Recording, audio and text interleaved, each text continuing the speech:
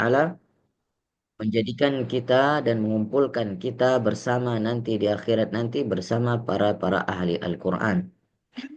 Baik, alhamdulillah hari ini malam ini kita melanjutkan kembali terkait dengan kajian Muqaddimah Jazariyah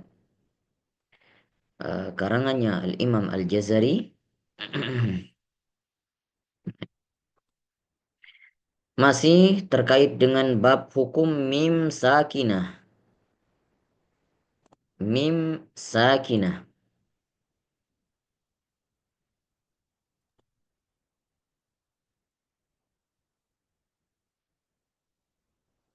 Terakhir kemarin kita bahas terkait dengan hukum bab mim dan nun bertasydid sehingga kita juga sudah mm, menjelaskan terkait dengan tahap atau level-level daripada gunnah itu sendiri. Kemarin kita sudah pelajari yang namanya idgham kamil atau yang paling atas idgham akmal, kemudian kamil, kemudian naqis, kemudian angkos. Nah, malam ini kita masuk ke dalam pembahasan mim yang sukun karena kemarin kita cuman hanya bahas mim bertasydid. Nah, malam ini kita bahas terkait dengan mim sukun. Baik, sekilas dasarnya saya mau jelaskan terlebih dahulu bahwasannya ketika huruf-huruf tersebut, huruf-huruf hijaiyah yang apabila dia berdiri sendiri, ya berdiri sendiri, maka saat dia sukun jelas-jelas dia izhar. Pastinya dia izhar. Tapi apabila dia bertemu dengan huruf-huruf yang sudah tergabung di dalam satu kalimat dan juga bertemu dengan huruf yang semisalnya, ya, yang semisalnya, misalnya ta bertemu ta, mim bertemu mim, qaf bertemu qaf. Walaupun tidak familiar dengan sebutan idgham, tetapi secara bacaan maka dia disebut idgham kamil ketika bertemu dua huruf yang sama. Misalnya ta bertemu ta. Itu yang kita kenal yang biasanya idgham mutamathilain. Ya, dua huruf yang sejenis. Maka itu disebut dengan idgham kamil. Tetapi apabila huruf yang sukun bertemu dengan huruf apapun di depannya yang tidak semisal, maka itu dikatakan dengan izhar. Ya, jadi izhar itu secara bacaan, bukan secara hukum. Secara bacaan, bukan hanya pada nun dan mim saja. Misalnya, ta bertemu dengan mim. Misalnya, ta bertemu dengan mim. Ta sukun bertemu dengan mim. Atmamtu misalnya. Atmamtu. Atma. Maka ini dibaca izhar. Kenapa? Karena dari segi bahasa, izhar itu adalah jelas. Jadi setiap huruf yang dibaca sukun dan dia bertemu dengan huruf yang selain dengan jenisnya dan tidak semisalnya juga, maka dia itu bacaannya izhar. Kenapa? Karena bacaan yang disukunkan itu jelas dibaca. Jelas, tidak ada campur, tidak ada terkontaminasi dengan huruf di depannya. Adapun kalau huruf-huruf apapun dia, mau nun atau mim sukun tidak terbatas pada hukum mim dan nun saja. Adapun di huruf ta, di huruf ha, di huruf apapun itu, ketika dia bertemu dengan huruf sejenisnya dan semisalnya di depan, maka sudah ada terkontaminasi sifat dan makhraj. Sehingga ketika sudah ada campur baur daripada makhraj dan sifat itu, makanya dikatakan dengan idgham. Kenapa idgham?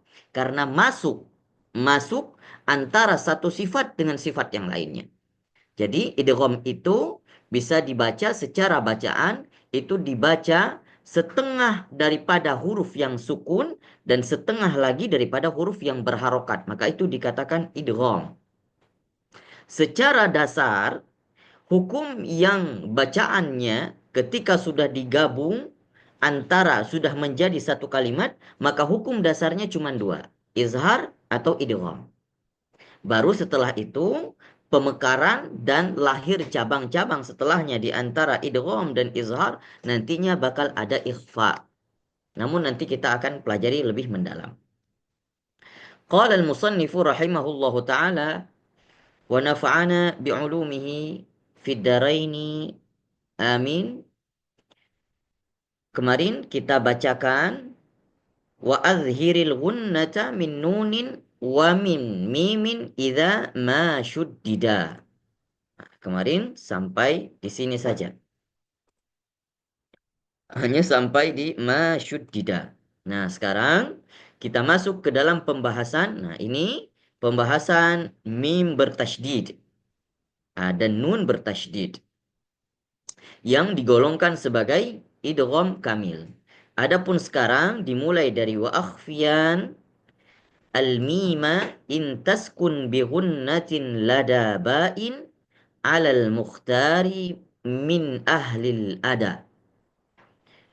Wa akhfiyan, dan ikhfakanlah, wa akhfiyan, dan mim, huruf mim, in taskun apabila dia sukun, bi ghunnatin lada, dengan gunnah, dibacaan gunnah yang apabila dia bertemu dengan huruf ba. Oke. Di sini Imam Al-Jazari sudah menjelaskan terkait dengan hukum ikhfa yang kita kenal dengan biasanya bacaan ikhfa syafawi. Ya, hukum mim kita kenal ada cabangnya, ada 3. Pertama, idgham mimmi atau eh, yang disebut dengan idgham mislain, atau ikhfa dan yang kedua ikhfa syafawi, yang ketiga izhar syafawi.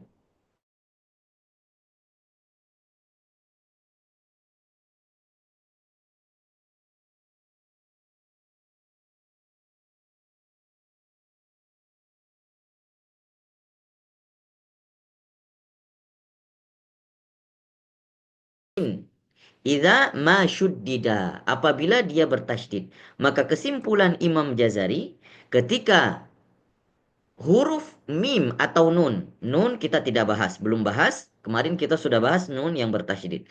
Mim yang bertasydid, maka mim yang bertasydid itu kesimpulannya dia bertemu dua mim. Yang bertasydid dia bertemu dua mim. Karena mim pertama sukun, mim kedua berharokat. Maka apabila digabung jadi tasydid. Makanya Al-Imam Jazari tidak lagi menyebutkan idgham mimi. Karena idgham mimi sudah lahir daripada bait daripada mimin idza ma syuddida yang kemarin. Yang kedua, sekarang Imam Jazari membahas terkait dengan ikhfa. Apabila mim sukun bi gunnah yang dibaca gunnah, yang bertemu dengan huruf ba, alal mukhtari min ahlil ada, di atas pendapat yang terpilih di kalangan para ahli tajwid. Baik. Kita kenal bahwasannya ketika mim sukun bertemu dengan ba, maka ini termasuk ke dalam hukum ikhfa syafawi.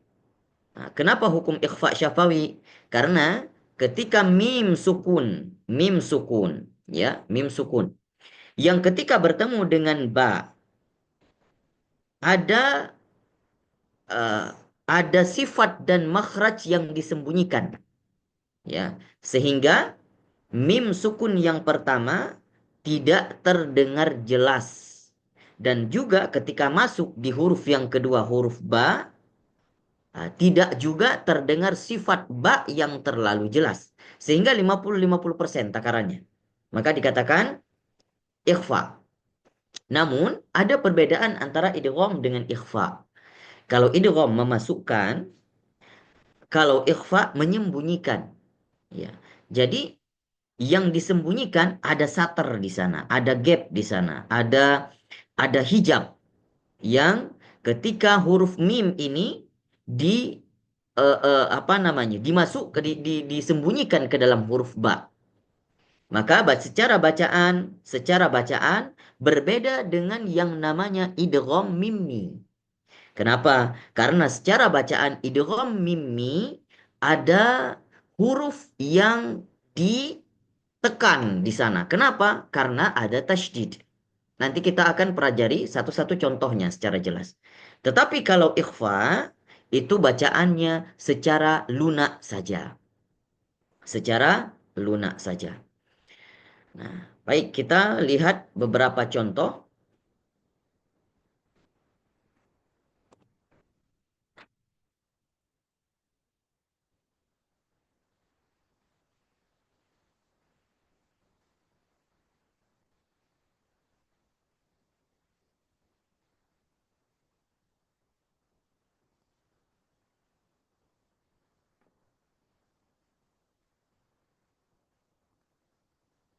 Baik.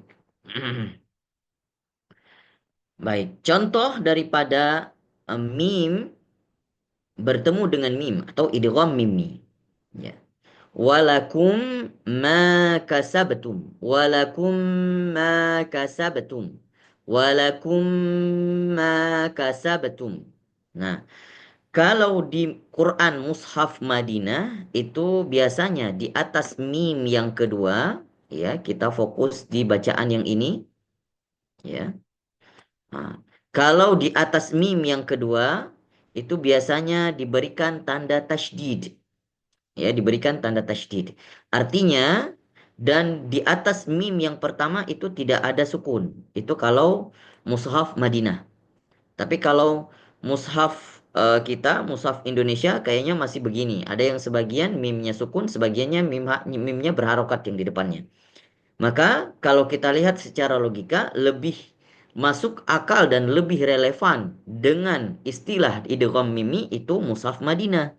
Karena mim yang pertama tidak dituliskan dhabtnya, tidak dituliskan sukunnya, tidak ada sukunnya.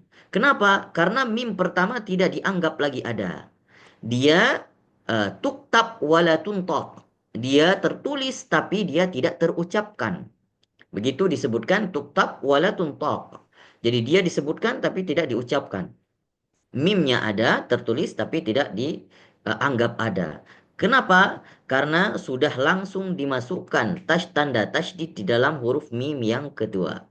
Maka ada tasydid di dalam huruf mim yang kedua itu kalau mushaf Madinah. Sehingga kalau cara membaca idgham mimmi itu lebih ditekan. Lebih ditekan. Bagaimana cara membacanya? Walakum walakum ma kasabtum. Mim dengan mim harus dipastikan bibir keduanya itu harus rapat benar. Walakum ma kasabtum. Walakum ma kasabtum. Sehingga ada makanya diberikan tanda tasydid di atas mim untuk membuktikan bahwasannya ketika membaca idgham mimi ada tasydid. Tasydid itu apa? Penekanan di atas huruf mim. Walakum ma kasabtum. Nah, itu kalau idgham mimmi. Adapun kalau ikhfa syafawi kita lihat di sini wa ma hum bimu'minin. Mim sukun bertemu dengan ba. Mim sukun bertemu dengan ba. Apa bedanya? Mim yang pertama, mim sukun itu disembunyikan ke dalam huruf ba. Sehingga di sini bukan idgham. Kalau idgham itu dimasukkan dan ketika dimasukkan maka secara keseluruhan seakan-akan itu benda ataupun bisa dikatakan huruf tersebut menjadi satu kesatuan. Kalau kita analogikan, contohnya begini. Perbedaan antara idgham sama ikhfa. Nah, kita analogikan kalau ini sebentar.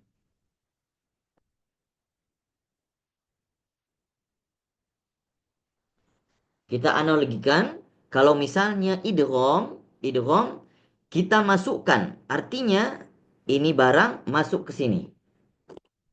Ini masuk, ya, ini masuk. Ini idgham, masuk. Jadi huruf huruf mim atau huruf nun itu masuk ke dalam huruf selanjutnya. Itu masuk artinya. Kalau ikhfa bedanya dia tidak di sini tapi di sini.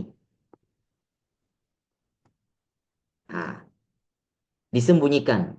Secara kasat mata, secara sekilas mungkin sama. Mungkin sama, tapi ada bedanya. Apa di mana bedanya? Di cara membacanya. Karena saat kita membaca huruf yang sudah masuk ke dalamnya, maka dia menjadi satu seakan-akan dua huruf dalam satu nyawa. Dan itu harus dibaca di dalam penekanan, dengan penekanan. Baik nanti di nun bertemu dengan wa, nun bertemu dengan ya, hukum nun sukun. Sama. Tapi kalau misalnya ikhfa, tidak. Nah, oke. Cara membacanya, kalau ikhfa itu relatif lebih lunak. Lunak, bagaimana cara bacanya? Wa ma hum bimu'minin. Wa ma hum bimu'minin. Jangan ditekan mim ba. Wa ma hum bi. Tidak. Itu salah. Wa ma hum bimu'minin. Itu cara membacanya. Sehingga makanya dikatakan di sini kita kembali ke bait, kita kembali ke bait, makanya di sini dikatakan oleh Imam Al-Jazari alal mukhtari min ahlil ada. Apa itu alal mukhtari min ahlil ada? Dari pendapat terpilih di kalangan ahli tajwid.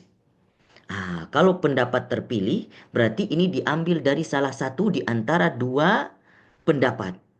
Maka pendapat pertama membaca huruf ba itu, ya, huruf ba itu sama, hampir sama seperti pendapat huruf idgham ketika idgham. Huruf bacaannya bibirnya itu tetap berketup tapi lembut. Tetap tertutup tapi lembut. Wa ma hum bi wa ma hum bi tidak boleh ditekan. Wa ma hum bi. Adapun pendapat yang kedua, ini penting yang kita ingat, pendapat yang kedua ada yang namanya furjah. Pendapat pertama yaitu intibaqus syafatain. Dua bibir tertutup. Pendapat pertama. Pendapat kedua eh, furjatul syafatain. Jadi bibir itu kalau bacaan furjah ketika membaca ikhfa syafawi dia tertutup tapi tidak full tertutup bagaikan bibir diletakkan satu lembar kertas. Itu namanya furjah. Bagaimana cara furjah bacaannya? Wa ma hum bi. Wa ma hum bi. Tidak tertutup full, seakan-akan selembar kertas yang kita letakkan di bibir. Nah, itu namanya bacaan furjah. Apakah itu ada sanadnya? Ada. Jadi ada jalur yang sanadnya furjah, ada yang jalur sanadnya intibaqus syafatain. Sehingga Al-Imam Al-Jazari beliau mengambil pendapat yang mukhtar, yang terpilih, yaitu sama dengan bacaan gunnah yang tertutup, intibaqus syafatain. Yang tertutup tetapi tidak juga ditekan. Kalau furjah ada terbuka sedikit, namun tidak terlalu terbuka. Wa ma hum bi, salah. Itu terlalu terbuka. Wa ma hum bi. Ah, sedikit ada renggangan sehingga keluar suara dan keluar sedikit desis, ya. Maka yang kita rasakan begitu, tapi kalau sudah tertutup full itu tidak ada ruang, tetapi juga tidak ditekan. Wa ma hum bi. Itu adalah pendapat yang mukhtar di dalam ikhfa syafawi. Selanjutnya wa adhiranha 'inda baqil ahrufi. Ya. Wa adhiranha 'inda baqil ahrufi. Dan izharkanlah ketika selain huruf mim dan ba, sisa huruf mim dan ba, maka izharkanlah. Kata Imam Al-Jazari. Maka di sini disebutkan bahwasanya diizharkan berarti ketika dia bertemu dengan huruf selain mim dan ba, maka dibacakan mim itu dibaca izhar. Kenapa? Karena mim yang sukunnya dibaca jelas.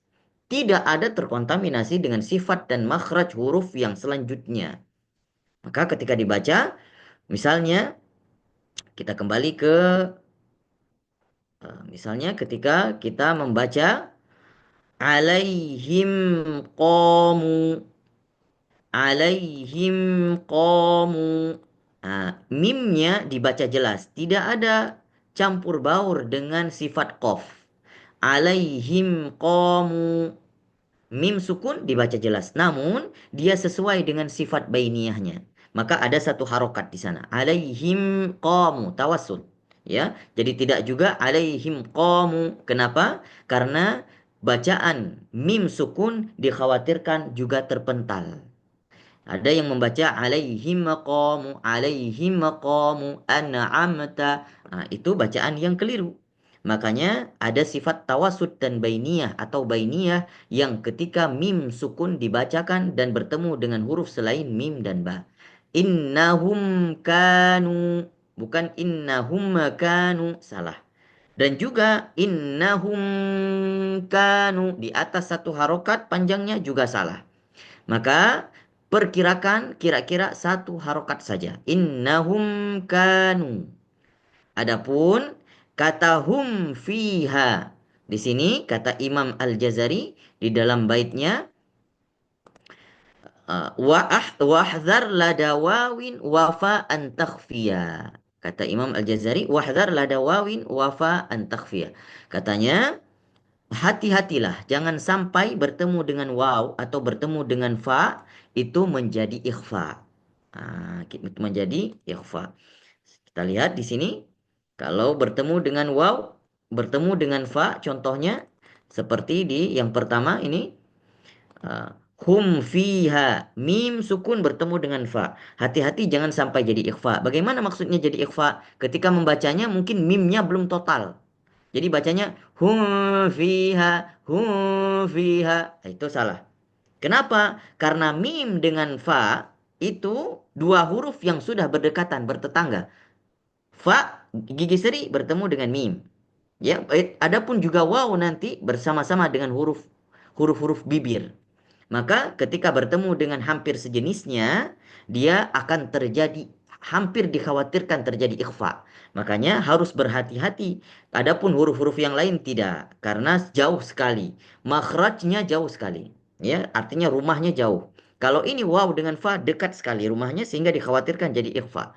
Hum fiha atau ketika bertemu dengan waw. Nih, kita lihat bertemu dengan waw, bertemu dengan waw. Tidak disebutkan di sini bertemu dengan waw. Nah, misalnya contohnya bertemu dengan waw, eh, walakum walakum waladna, misalnya ya, walakum waladna. Ada yang membaca kalau mim itu tidak total jadinya walakum waladna. Nah, itu kurang. Maka kata Imam Al-Jazari, hati-hati jangan sampai jadi ikhfa ketika bertemu dengan fa atau bertemu dengan waw. Nah, begitulah kata Imam Al-Jazari ketika membaca eh, huruf-huruf izhar syafawi, huruf-huruf izhar syafawi itu harus sangat-sangat diperhatikan bagaimana membaca mim secara jelas sehingga tidak terjadi ikhfa dan juga terjadi idgham, ya, sehingga makanya ketika mim sukun bertemu dengan mim yang sejenisnya maka dibaca secara berdengung. Mim sukun bertemu dengan huruf ba maka dibaca secara ikhfa tetapi tidak ditekan. Adapun idgham dibaca secara tertekan. Adapun bertemu dengan huruf-huruf izhar maka dibaca dengan izhar dengan jelas, mimnya sukun dibaca jelas dan juga tidak dibaca secara berlama-lama di dalam idgham, hanya satu harokat saja dan juga tidak juga terpental huruf mim dan huruf nun sukun. Maka ini yang dapat kita pelajari pada malam ini. Saya kira ya, pembahasan kita terkait dengan hukum mim sukun sudah selesai dan pekan depan insya Allah kita akan melanjutkan hukum nun sukun. Baik, terakhir kita baca dulu bersama-sama. Boleh dibuka, kita praktik membaca izhar hukum mim sakinah dari bacaan idgham mimmi. Silakan diikutin bacaan saya. Walakum ma kasabtum. Silakan. Walakum Walakum ma kasabatum. sabtum. Baik, selanjutnya ikhfa syafawi. وما هم بمؤمنين. wa ma وما hum هم bimu'minin. بمؤمنين. Baik. Kemudian kita baca dengan cara yang kedua, cara furjah. Sedikit direnggangkan. وما هم بمؤمنين. Wa ma Silakan. وما hum هم bimu'minin. بمؤمنين. Baik. Membaca izhar syafawi. Hum hum hum fiha hum fiha. Silakan. Hum هم fiha فيها Alaihim qamu. alaihim عليهم qamu. Ainnahum kanu. إنهم Innahum kanu. Jangan terlalu lama. Mimnya jangan terlalu lama. Innahum kanu. Satu harokat saja. Innahum إنهم kanu. كانوا Baik. Saya kira itu yang dapat saya paparkan malam ini. Wallahu a'lamu bisawab. Silakan yang mau ditanyakan silakan.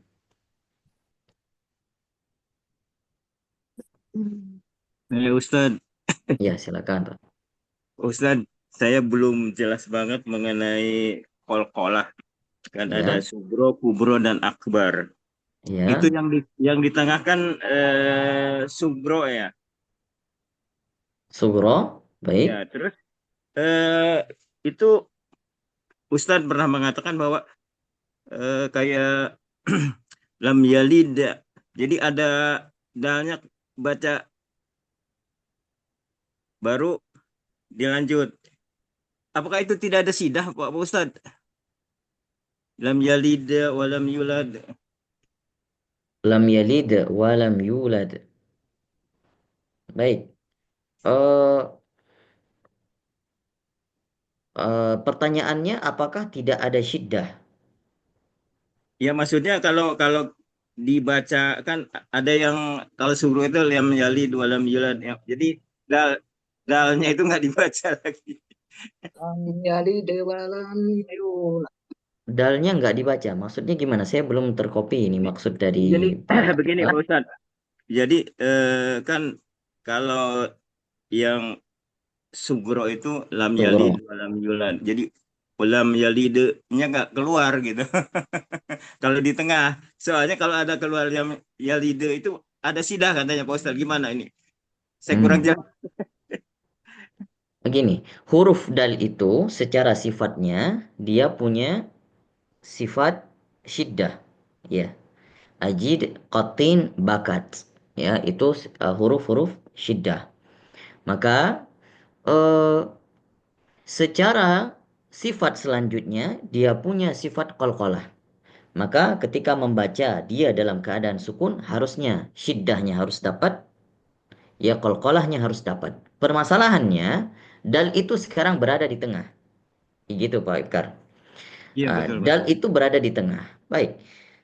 Bacaan dal bukan sama sekali tidak ada qalqalah, bukan, ya. Tapi qalqalahnya itu ringan dan qalqalahnya kecil, tapi bukan suaranya yang kecil, tapi lebih ke pantulannya yang kecil. Misalnya cara membacanya, bagaimana pantulan yang kecil? Pantulan yang kecil itu Se- seakan-akan di antara huruf yang sukun dan huruf yang berharokat di tengah-tengah. Nah, itu seperti ada pantulan yang kecil. Jadi kalau dibacakan lam yalid walam yulad. Lam yalid, bukan lam yalid. Kalau de, kalau sudah keluar de, maka sudah jadi qalqalah kubro. Maka bacanya lam yalid, seakan-akan hampir dia berharokat fathah. Makanya ada pendapat ulama. Ada yang katanya lam yalid wa lam yulad. Ada kalau huruf di belakangnya misalnya li, harokatnya kasroh, maka dalnya pantulannya hampir berharokat kasroh. Bagaimana? Lam yalidi wa lam yulad. Ada yang bacaannya seperti itu, ada pendapat. Jadi seakan-akan yang dikatakan pantul itu bukan yang semua ada de itu justru sudah besar. Kalau sughra itu seperti seakan-akan antara sukun dan berharokat. Apakah ada syiddahnya? Tetap ada syiddahnya. Karena pada dasarnya ketika kita membaca lam yalid wa lam yulad, secara kita tidak sadari, da itu sudah keluar dengan syiddahnya otomatis. Nah, karena kita mungkin tidak bisa merasakan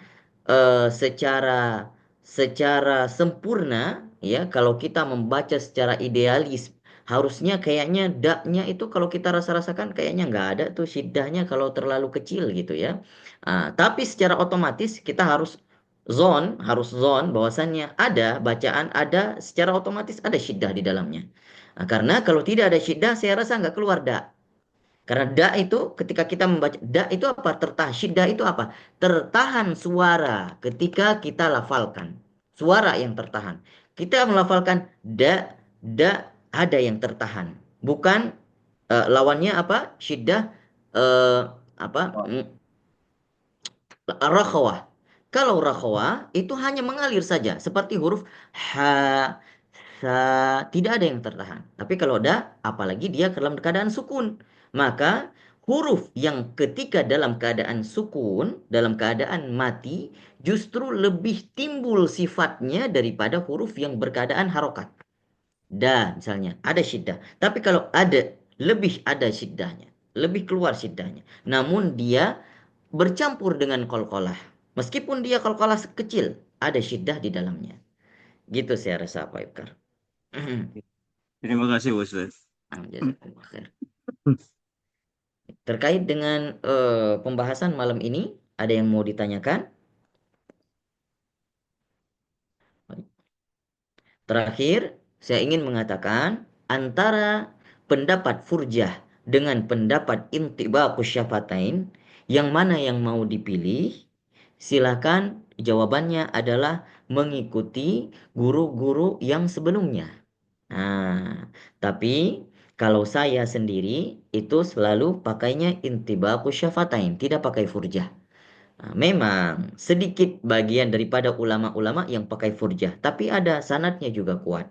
Sehingga furjah ini timbul karena perbedaan antara ikhfa dengan si gunnah tadi, antara ikhfa dengan idgham. Jangan dikatakan ikhfa dan idgham dianggap sama, tidak.